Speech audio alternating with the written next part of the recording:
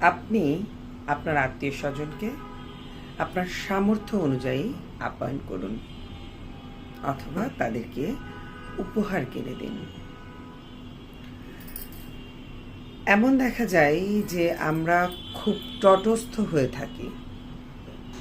আমাদের যারা আমাদের সামর্থ্যর চেয়ে যে আত্মীয়র সামর্থ্যবান, তার টাকা পয়সা বেশি, তাকে খুশি করতে নিজের সামর্থ্যের অতিরিক্ত, যেটা কষ্টসাধ্য হয়ে পড়ে অনেক সময়, এমন করে তাকে আপ্যায়নের চেষ্টা করি, তার জন্য একটা গিফট কেনার চেষ্টা করি, মানে দিতেই হবে এমন একটা ব্যাপার।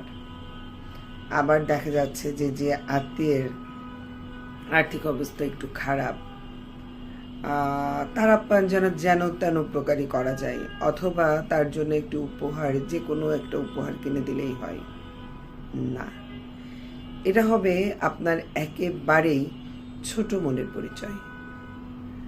কারণ আপনার যে আত্মীয় কম সচ্ছল আপনার তুলনায়, তাকে আপনি একটা উপহার কিনতে গেলে আপনার সামর্থ্য অনুযায়ী কিনে দিন, অথবা সে আপনার বাসায় আসলে তাকে যে আপ্যায়নটা করবেন সেটাও আপনি আপনার সামর্থ্য অনুযায়ী করুন।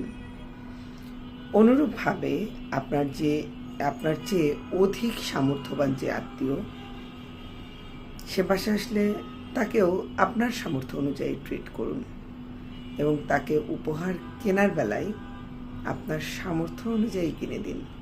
এতে আপনার যেমন কষ্ট হবে না, ঠিক তেমনি আপনি আপনার বড় মানসিকতার পরিচয় দেবেন।